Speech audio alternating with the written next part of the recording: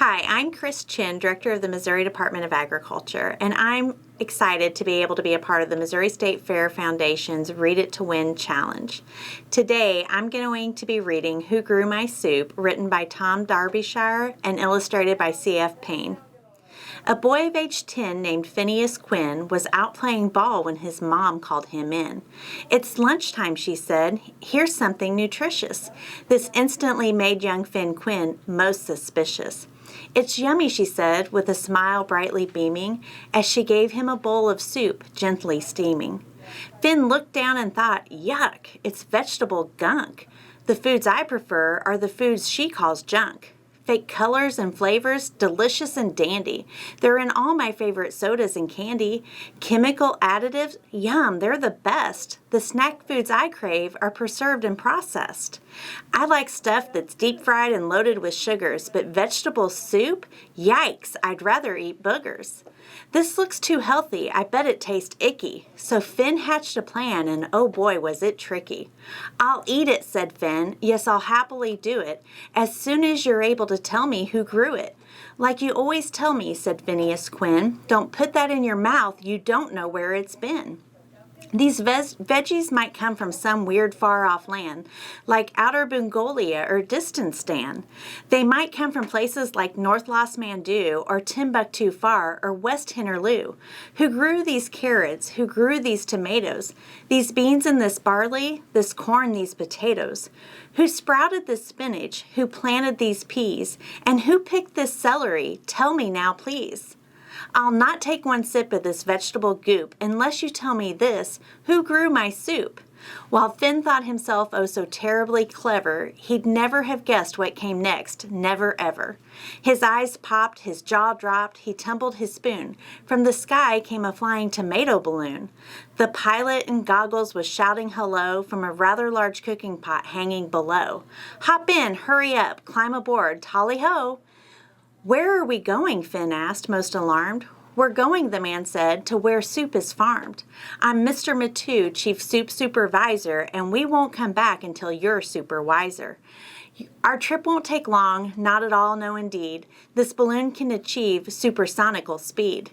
As soon as he said it, they flew away zoom, with a whoosh and a whirl and a big sonic boom. Phin summoned his courage, he took a look down, and found they were already back on the ground. "Phin, meet Farmer Hitchner. Hitchner, meet Phin. Mr. Hitchner's the farmer whose field we are in. These carrots, this field, and this farm are all his. Hitchner's a genius, a soup-growing whiz." "What carrots?" asked Phin as he looked all around. "They're down here," said Hitchner. "They grow underground." "They grow in the dirt?" Young Phin nearly gagged. "Gee, I've only seen them in stores, washed and bagged." Hitchner took hold of a green carrot top, tugged, turned, and twisted, and pulled it out. Pop! "The most beautiful carrot the world's ever seen, more perfect than any that's ever been grown. A superstar carrot," Mattoo said. "Can't beat it. So here's an idea. I'll wash it, you eat it." Phin would rather get cooties, but being polite, he knew he had no choice. He must take a bite. So he tried just a nibble, the smallest of munches, and soon he was making great bunches of crunches. "Hey, this isn't bad. This carrot's incredible. It's sweet, what a treat. Say, this root is quite edible. There's something in carrots," said Mr. Mattoo, "that's good for your eyesight, amazing and true. I eat them quite often, my vision is great. I can see at this moment that we're running late. So toodaloo, Hitchner, come on, Phin, let's go. We've more places to see where more soup veggies grow." It seemed that no sooner than they'd left the ground, they'd crossed 17 states and were dropping back down in a field of tomatoes all ripe, red, and round.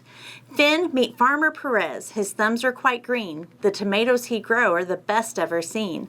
This is delicious," nodded young Phin, as red, ripe tomato juice ran down his chin. "Oh, good, super-duper," cried Mr. Mattoo. "Superlative, come on, we've lots more to do." Farm to farm, field to field, whiz, whiz, whiz, through the sky, from onions so fine they could make a man cry, to potatoes to peas in the blink of an eye. They stalked the best celery, they got to know beans, and meet growers who know how to grow greener greens. Mattoo gave a cheer at the end of the day. These farmers deserve a big hip hip hooray. They're all superheroes, they're all super great. They grow the best soup anyone ever ate. But it's time to go home now, said Mr. Mattoo. You have your answers, my work here is through. And then, just like that, Phin was back in his chair and that big bowl of soup was steaming hot was still there. Guess I'll have to try it, said Phineas Quinn. So he opened his mouth and he spooned some soup in. He swallowed, he sighed, he knew he'd been beaten. That soup was the best thing that he'd ever eaten. Phin said, hey, how come we've never had this before? His mom, she just laughed, and then she served him some more. So if you're someone who thinks soup is scary, if facing a bowl makes you worried and wary, take some soup in your spoon, put the soup to your lips, and then say these words right out loud between sips. Who grew my soup? That's what I'd like to know. Who grew my soup? That's where I'd like to go. And a souped-up balloon might drop down from the blue with a friendly old fellow named Mr. Mattoo, who will take you aboard and then zoom off with you. It might not, but still, either way, any day you eat soup is a super good day.